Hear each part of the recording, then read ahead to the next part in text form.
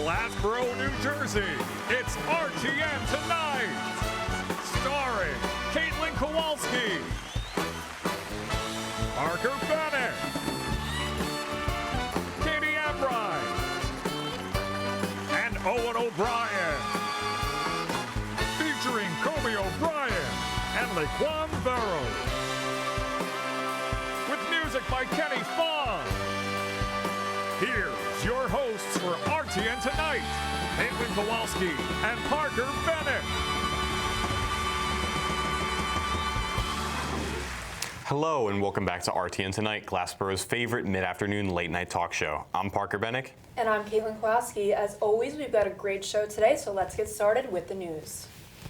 A Florida man has been in the news recently, but not for anything related to gators or large blades. Ramiro Alanis has set a world record after going to see Spider-Man No Way Home in theaters 292 times between December 16th and March 15th. This means that he spent around 730 hours in the theater, which is probably more time than I've spent sleeping in the past 4 months.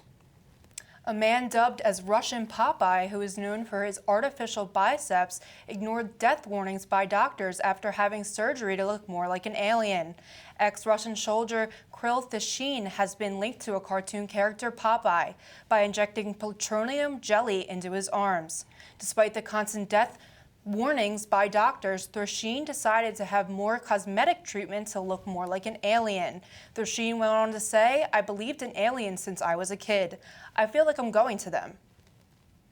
A receipt for an invisible piece of artwork was auctioned for nearly $1.2 million. The receipt is from 1959 and it's for a conceptual piece of art by Yves Klein.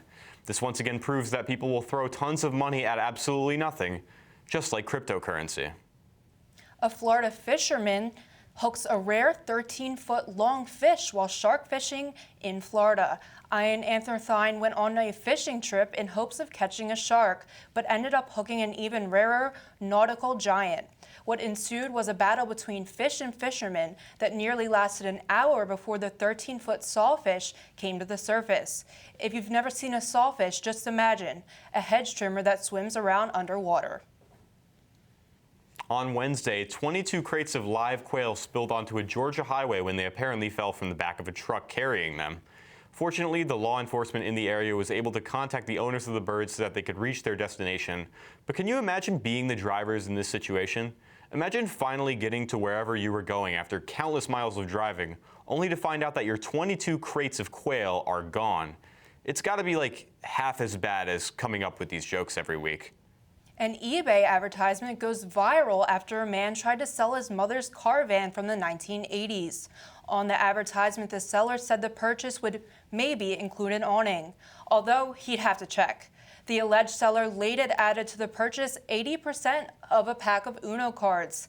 I think the Uno cards really are the selling point of this purchase. Police in San Francisco were left puzzled after they pulled over a car only to find that it was completely unoccupied. The autonomous car was actually a taxi owned by Cruise, a self-driving taxi service. Because when you don't know how to get somewhere and you need a lift, you should trust a car without a driver. House hunters are shocked to discover a disgusting sign and a listing for a $295,000 property in Spalding, Lincolnshire. The mid-18th century terraced home is built with 8 bedrooms and a lovely note over the kitchen sink. The note reads, "Please stop tipping your urine into the sink."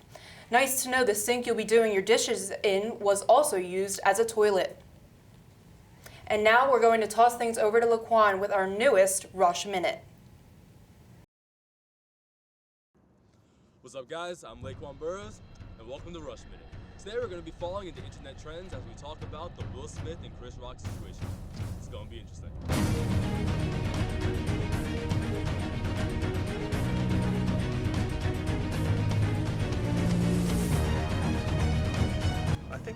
Personally, I think they're both in the wrong. Well, they're both kind of wrong because Chris Rock said something a little bit maybe too sensitive, but at the same time, it doesn't warrant a huge slap in the face. Will Smith was more in the wrong because I think like no joke should really lead up to a slap.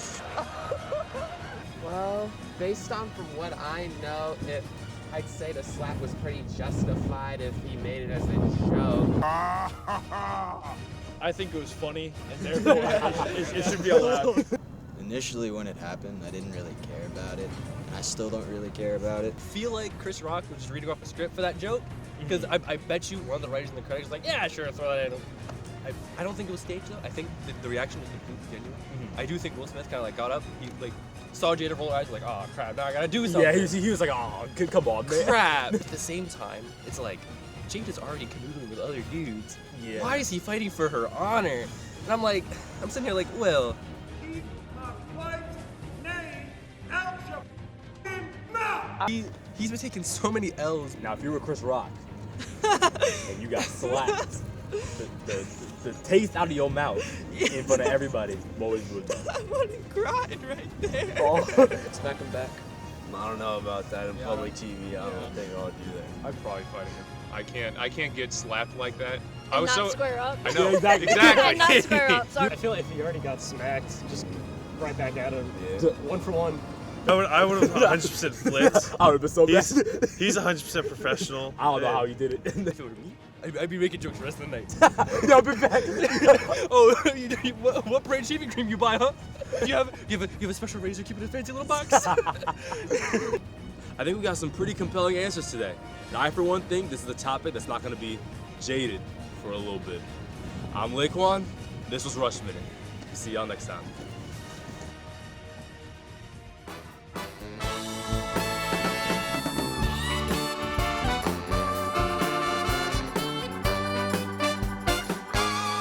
Welcome back to RTN Tonight. I'm Katie Amrine, and I'm here with Jason Conzo, a pole vaulter here at Rowan. Welcome, Jason, to the show. Thanks. So tell us a little bit more about yourself, your major, where you're from, what year you are at Rowan, your major. Hi, I'm Jason Conzo. I'm a freshman here at Rowan University. I'm an accounting major. I'm from Long Island, New York, so a bit of a ways away, but nothing too bad. And yeah, I'm a vaulter for Rowan University. Now, I've heard of kids starting off playing traditional sports, basketball, baseball, but I've never heard of anybody doing track and field so young. So how did you get into pole vaulting? Well, at first, my father was a runner, and my older brother ran track. So I was like, all right, I guess I'm gonna follow the chain here. And I ran cross country as a kid, and when I got to track, pole vaulting for me was just was a way to get out of practice. My coach went up to me and said, before we did this workout, does anyone want to try out pole vaulting? So naturally, I was like, yeah, I'll go try it out. And then slowly but surely got better at it, and now I'm here. So were you doing any other athletics when you were younger to like help train you kind of for it? Not really. I mean, up until middle school, I was a lacrosse player, and then I ran middle school track, and then high school is when I really started pole vaulting. Okay, so do you participate in any other track and field events besides pole vaulting? Right now in college, no. In high school, I used to run everything from the 200 to the mile, but in college, it's just vaulting. Okay, so what's the highest record, like the highest that you've been able to jump? Right now, unofficially, 14 feet is my current PR, but I can't wait. We have a meet coming up this weekend, so we're hoping to do a little bit better. You can only go up from here, literally. Exactly, that's what I'm thinking. So can you describe a little bit your training and your routine? Yeah, so pretty much for us, it's a lot of technique work. So we'll grab like smaller poles. So we're not exactly every time you see us sprinting down the runway full force and shooting ourselves way up there. We're not doing that all the time. A lot of it's technique, where you want to be positioning wise. And then obviously, yes, you do have to run. There is running involved in that. But it's honestly not too bad. So what's your favorite experience or memory you've had pole vaulting? For me, honestly, I know it sounds corny enough, but senior year, I was going under, there was a lot of issues. Everyone remembers COVID. And for me, my track season got cut short. I really didn't have a season junior year. And senior year was just trying to, catch up and see how well we could finish. Ended up qualifying for the state qualifiers, also sectionals. And I tied the school record, and now me and my really good friend who taught me how to pole vault have the same school record at my high school. That's an awesome accomplishment. Congratulations. Thank you very much. So why do you love pole vaulting and doing what you do? At first, because it's weird. A kid who likes a kid who likes doing pole vaulting just to get out of practice. But the more I started doing it, the more I started realizing how this sport really encapsulates every other event in track and field. There's a lot of technique involved, and it's also a very unique sport. So I liked it. It's very, I don't know, it's its own thing. Yeah. Well, thank you for joining us, but stick around. We'll be right back after a short break with our newest game show, No Cap.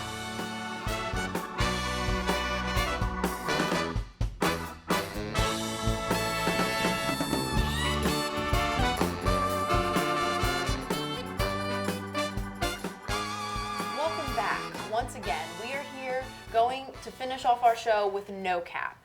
How the game works, I'm going to ask Jason 20 opinionated questions and see how long it takes him to answer all of them. Next week, we will do the same thing with our guest and see who can answer faster. So Jason, are you ready? Ready as I'll ever be. All right, and the timer begins now. Coke or Pepsi? Coke. Favorite animal? Dog.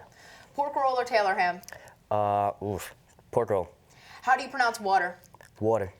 Marvel or DC? Marvel, 100%. The last song you listened to? Oh God, you know how we do it, Ice Cube. Salty or sweet? Sweet. Worst holiday? Oh God, Halloween. What's your star sign? Don't know, question mark? Favorite number? 4. On a scale of 1 to 10, rate the movie Batman. I do a solid like 7.5. If you could change one thing about Rowan, what would it be? I would have more variety late at night for food. If you could talk to Elon Musk for 10 minutes, what would you talk about? I would try and have him sponsor my race team. What's the meaning of life? Oof, too convoluted task. Favorite Disney movie? Oh God. Does Pixar count? Yeah. All right, then Cars. Who's the biggest GOAT of all time? Lewis Hamilton. Would you have slapped Chris Rock for that joke? Probably. I mean, it was funny as hell, but like, it was very funny, but for me, nah, like, I probably would have done that. What celebrity annoys you the most? Oh God, this is gonna be tough. Not gonna lie, Pete Davidson sometimes just not that funny. Chickies and Pete's or the Landmark? Chickies and Pete's. And on a scale of 1 to 10, how amazing was this game? 10 out of 10. All right, thank you so much for joining us today, Jason. That's going to be all for our show tonight. Thank you once again for joining us on RTN tonight. We'll see you next week.